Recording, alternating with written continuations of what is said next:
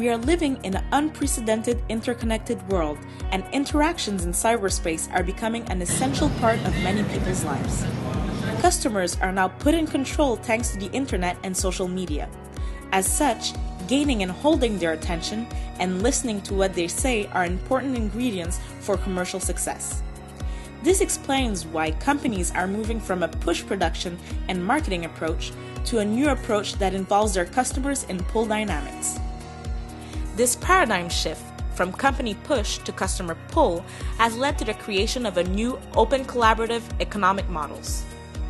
Commons-based peer production, Wikinomics, crowdsourcing, open innovation, collaborative consumption, and so on.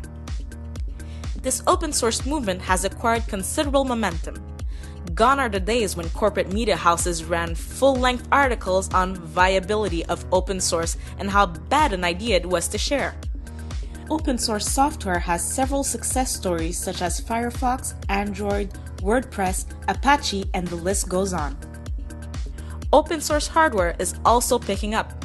Examples are SparkFun Electronics, Wikispeed, PlaneMakers, and so on.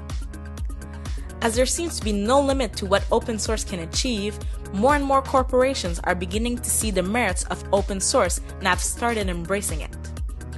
Dubbed as a creative city, Montreal is grooming a number of open source hardware production networks. One example is Sensorica, which offers open source sensing and sense-making solutions. Created in 2011, it has grown from 3 individuals to a network of 42 individuals and organizations with shared goals in changing the sensing paradigm in sense-making systems. Its core product is the Mosquito, a tactile sensor device based on optical technology that is more robust and user-friendly than products based on other technologies.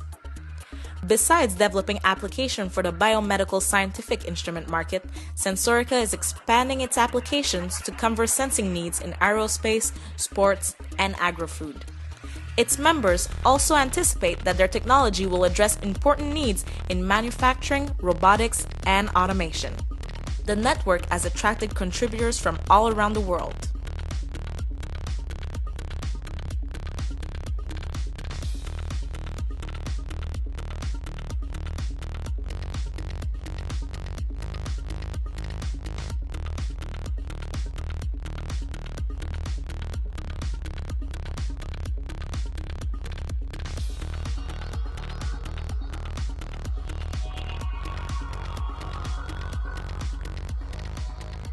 I joined Sensorica because I found a wonderful team of passionate people there with skills ranging from biology to photonics, including electronics. In the last field, I thought I could be of some help, so I came and spent some time just to see their project going on to rail. Not only are they technically innovative, but they have a revolutionary economic model, and I'm very curious to see how it will develop in the future. I found Sensorica randomly on a Google search. I filled out a contact form and someone called me, and now I get to make circuits for a good reason, more than just fun.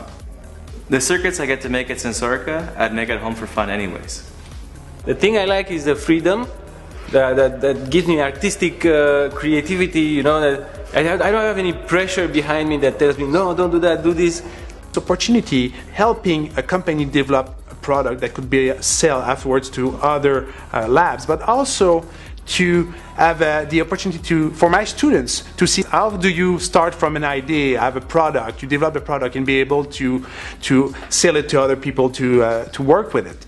And in such a way that it was giving me a good experience where everyone could have something interesting out of it for myself, for the students, and also for Sensorica.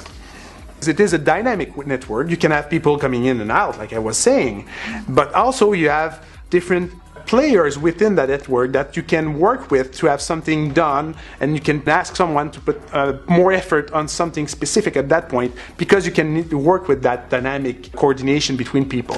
But again, the fact that you don't have hierarchy and you cannot put a direct pressure on someone may be a limitation sometime. Can we have a structure that we're not used to, where people have their knowledge and try together without a specific structure or hierarchy, be able to work together, have something that can work at the end, meaning that we can have a workable system. It was a big question for me, and I really wanted to be part of that because it seems to be a very different way of doing things. But the question is it possible? Will it work? So, one of the reasons why I wanted to be part of it. If it works, I'll be part of the first time it works. So we'll see. As open business models require a large number of contributors, Sensorica is working hard on recruitment members. Despite some initial success, certain members have deep concerns.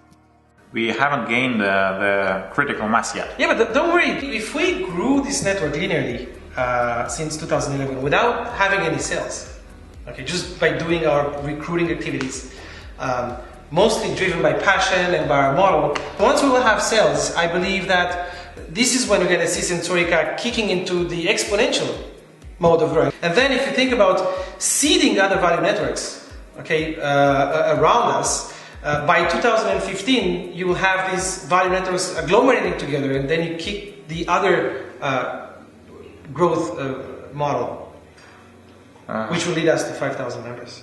I don't know. I'm not sure. I don't see.